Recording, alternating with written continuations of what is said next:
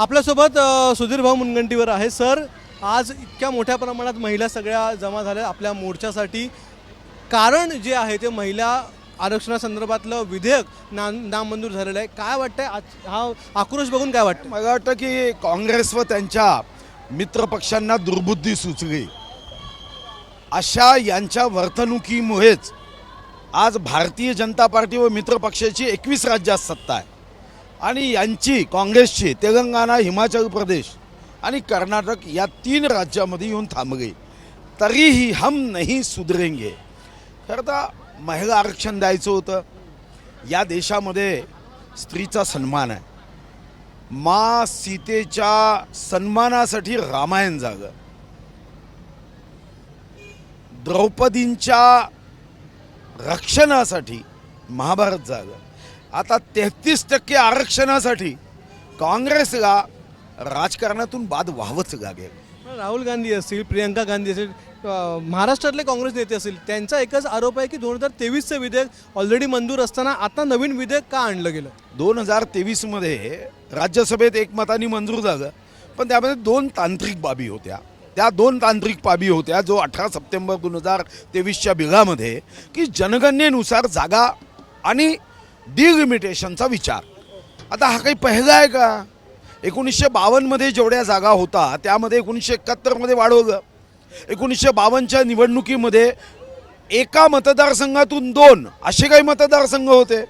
एक मतदारसंघ तर जिथं 3 खासदार निवडून देण्याचा विषय होता. 1971मध्ये आपण 543 जागा केल्यानं जनगणनेनंतर जर लोकसंख्येनुसार आपण जागा वाढवल्या तर आत्ता काय आक्षेप होता जागा वाढवण्यामध्ये? हां, तुम्हाला लॉजिक तर्कसंगत जर काही विषय मांडायचा असेल तर तुम्ही मांडू शकत होता की तुम्ही हे मांडताना तुम्हाला आरक्षणाच्या संदर्भामध्ये अनुसूचित जाती जमातीचं आरक्षण कमी जास्त करायचं आहे, वाढवायचं आहे, तुम्हाला त्याच्यावर मत मांडता आलं असतं.